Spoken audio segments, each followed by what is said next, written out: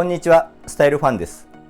今回はブラックバスの本能とルアーで釣れる理由について解説します。皆さんはブラックバスがなぜルアーで釣れるのか疑問に思ったことはないですか？ブラックバス用のルアーは本当にいろいろなタイプのルアーがありますよね。餌のベイトに似せて作られているルアーももちろんですが、このルアーは一体どんな餌に似せて作られているんだろうって思ったことのあるルアーはないですか？そんなルアーはブラックバスの本能のうち、食欲の本能以外の本能を刺激するために作られたルアーなのかもしれません。ブラックバスは怒りや縄張り意識、防衛本能などでもルアーにストライクしてくるんです。このことを理解してから僕のバス釣りは少しレベルアップできたかなと思っています。そこで今回はブラックバスの怒りの本能や縄張りを守る本能、防衛本能など攻撃的な本能について解説します。この動画を見るとブラックバスの怒りや縄張りを守る本能、防衛本能を理解することができます。そしてそれらの本能に対してどんなルアーを使ってどうやって釣りをしていくのかもお伝えしますので、最後までぜひ見ていってください。このチャンネルではスタイルファンが釣りのレベルアップを目指すとともに、経験したことや勉強したことなど釣りに役立つ情報をお伝えしていきますので、ぜひチャンネル登録をお願いいたします。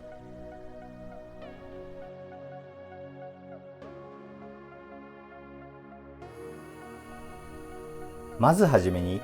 ブラックバスがルアーにストライクする理由は食欲の本能だけではないということについて解説します。僕もバス釣りを始めた頃はルアーイコール疑似餌、つまり餌に似せて作られたものと考えていました。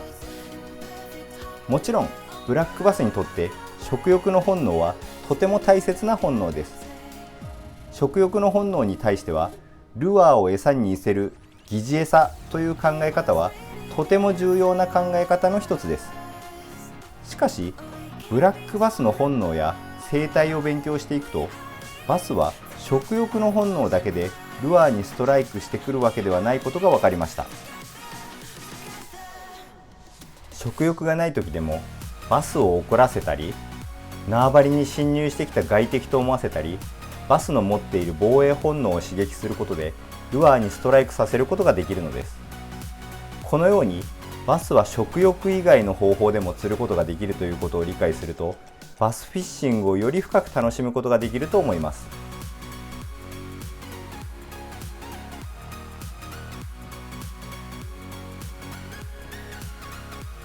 それでは怒りの本能について解説していきます。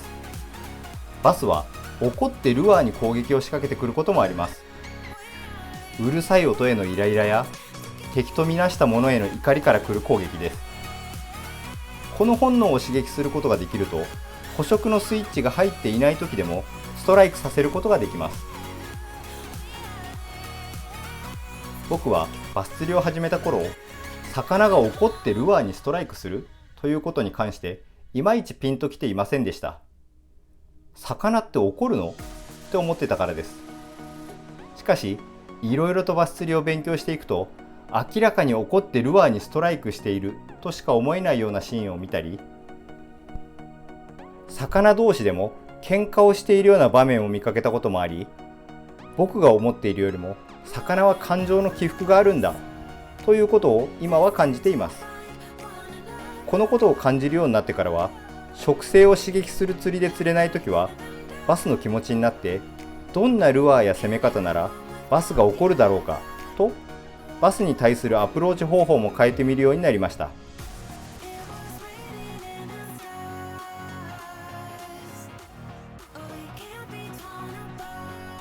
例えばビッグバドは大きな音を出して水面をゆっくりと引くことができるルアーです。僕の場合、このルアーを使うときはバスを怒らせるというイメージを持って使うことが多いです。使い方も大きな音を立てて時間をかけて泳がせることによって、うるさくてバスが怒ってバイトしてくるというイメージで使います。ここぞってスポットでは何回もルアーを通すこともあります。何回もうるさいルアーを通すことでバスをイライラさせることができると思っています。バスが怒ってルアーに攻撃してきたなって時は、ものすごい勢いでバイトしてくることがあります。他にもビッグクローラーベイトなんかも似たようなイメージで使うことが多いです。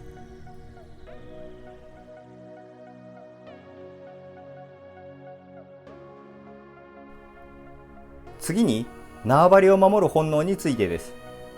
バスには気に入った場所を縄張りとする本能があります。餌を取るのにいい条件が揃った場所や安全が確保できるような場所にいるバスは縄張り意識を持っていることが多いと思います。ビッグバスになるほどこの本能は強くなる傾向があり、縄張りに入ってきたものに対して激しく攻撃を仕掛けます。僕はこの縄張りを守る本能も最初の頃は意識していませんでした。しかしよく考えてみると、縄張りはフィッシュイーターではないアユでも持っています。アユは縄張りに侵入してきた他のアユに対して激しく攻撃を仕掛けます。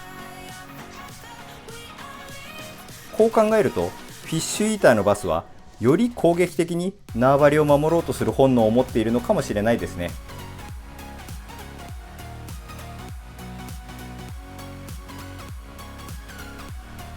僕はバスの縄張りを守る本能に対して釣りをするときはビッグベイト系のルアーを使うことが多いです。縄張りを守ろうとするバスに対して侵入してきた外敵のイメージで使います。バスは大きな餌も捕食しますが、僕の場合ビッグベイト系のルアーは捕食というよりも縄張りを守るための威嚇などのストライクをイメージして使うことが多いです。他にも大型のスピナーベイトなんかも縄張りに侵入してきた外敵のイメージで使うこともあります。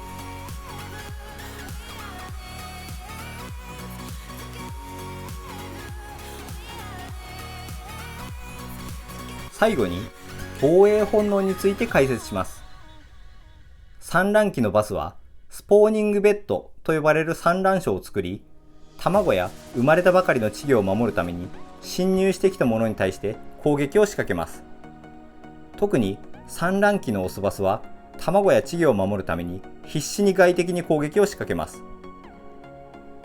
この時期のルアーへのストライクは食べ物と思っているのではないと思います。以前拝見させていただいた映像では、スポーニングベッドを守るオスバスはベッドに入ってきたルアーをくわえてベッドの外まで持っていくと、そこでルアーを吐き出してしまったのです。ベッドに入ってきたものを外にどかしに行った感じでした。そして釣られてしまったとしてもすぐにベッドに戻り、卵を守るために外敵に攻撃を仕掛けるんです。このように卵や稚魚を守るための防衛本能が強いときは、捕食というよりも守るための攻撃という感じなんだと思います。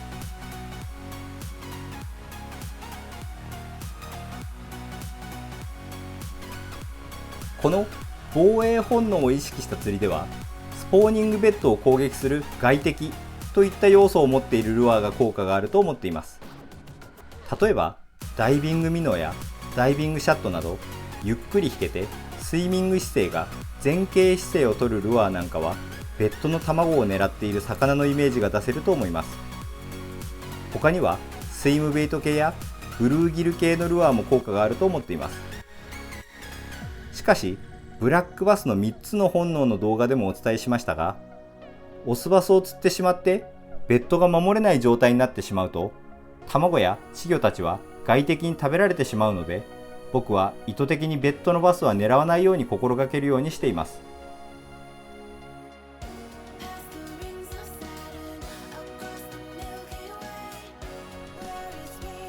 ブラックバスは食欲の本能以外の理由でもルアーにストライクしてくることを理解すると、バスフィッシングの幅が広がると思います。バスは大きな音にイライラしたり、何度も通るルアーに対して怒りの本能でストライクしてくることもあります。そしてバスは縄張りを守るために侵入してきた外敵に対して攻撃をする本能もあります。卵や稚魚を守るための防衛本能でルアーにバイトすることもあります。ブラックバスのどの本能に対して釣りをするのかを考えてルアーを選びアクションさせてあげることでさらなるバイトを引き出せる可能性があります。バスがルアーで釣れる理由はこれらの理由が複雑に関連し合っています。バス釣りではその時その時の条件に合わせて最適なルアーを選びアクションさせることが大切なんですね。ここまで見ていただきましてありがとうございました。